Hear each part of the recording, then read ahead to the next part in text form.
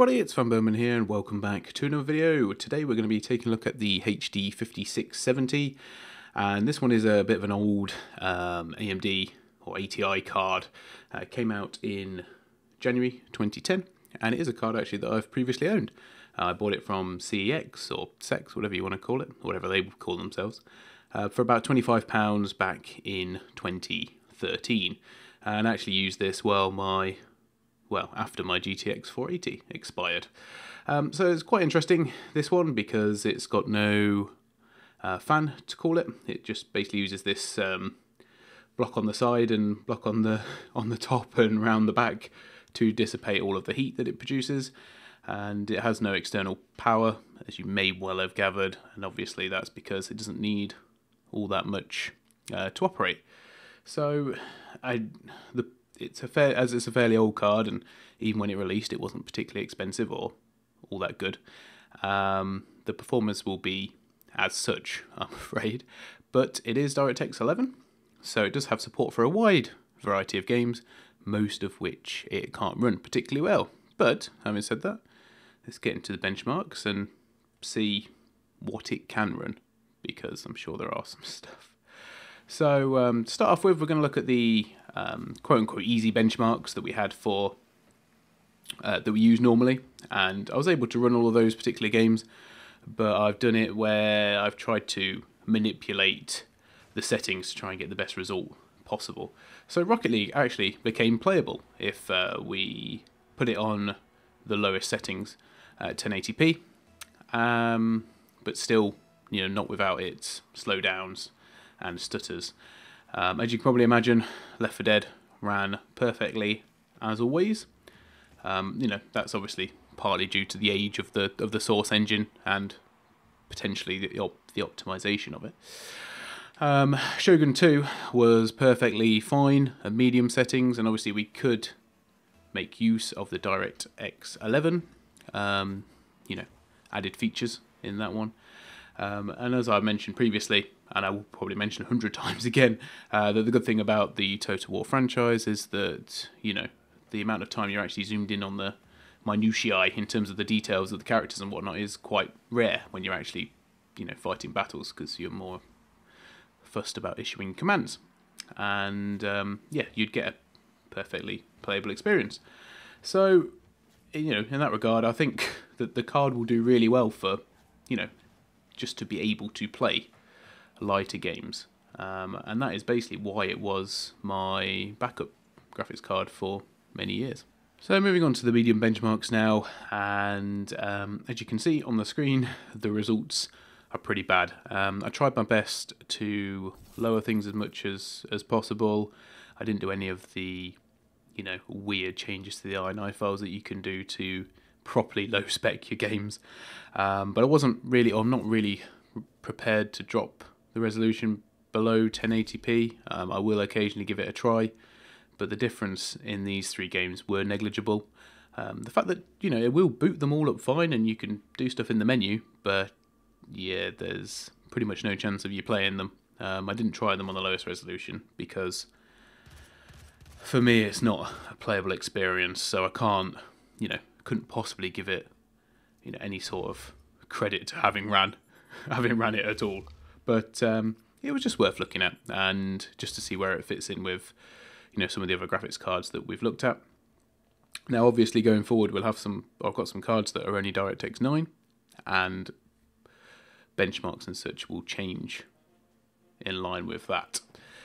So because of all that, I came up with an alternative bunch of benchmarks. Now all of these are DirectX 9 and they'll be used for those. So we've got Grid 2, Mount & Blade Warband, Teenage Mutant Ninja Turtles Out of the Shadows as well, just for variety.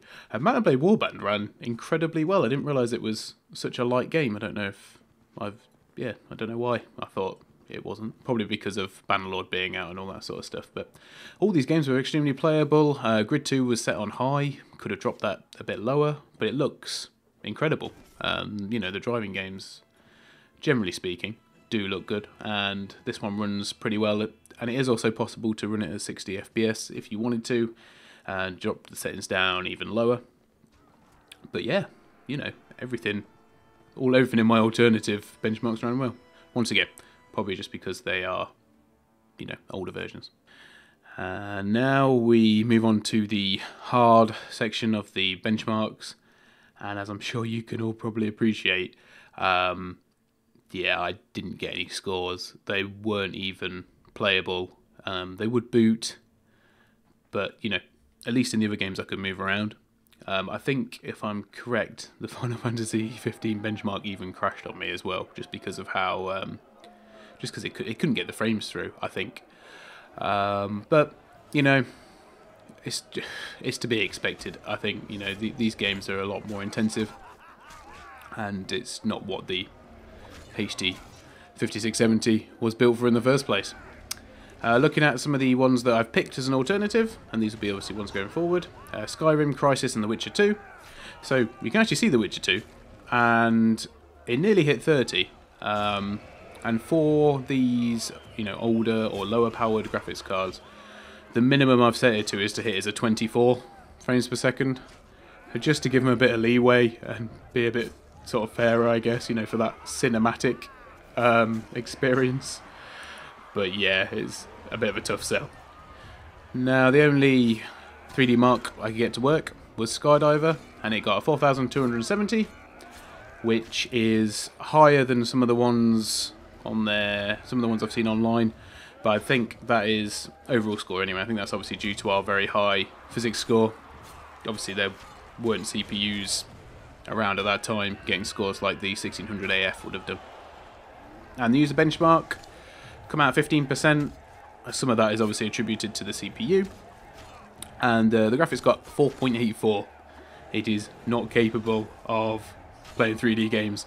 Although I think we found that you can actually play some games, but obviously we're comparing it to modern standards in this case. And what I've done with the overall score is I've put this out of 25 for the lower end GPUs. So in conclusion, we've got the overall scores coming up, and as you can tell, against any of the cards that we've looked at previously, it gets completely wiped out, and that's because I had to give it max scores for the high and the medium benchmarks, and it didn't actually get too far off the max score for the easy, because that would be 75 and it got 68.35. However, when we take in our new benchmarks, for lower end GPUs, it gives us a total of 137.75, and my opinion still at this point is that anything under 150 points is very good. So if it comes in, if you want to consider the low power or the older GPUs, this performs very well for that kind of thing. So any of your old Source games, Left 4 Dead, Counter-Strike, Mountain Blade Warband, all of the Mountain Blades, all of the older Total Wars, presumably as well some of the MOBAs. They weren't obviously tested today, but still, we would expect those sort of things to run quite well, okay-ish, or well enough without too many stutters, without too many frame drops. So it's been really nice actually to look at the 5670 once again all these years later. I obviously use it as a bit of a stopgap just to play the games I was currently playing at the time, which are probably things like Killing Floor, Mountain Blade Warband, probably Shogun 2 as well.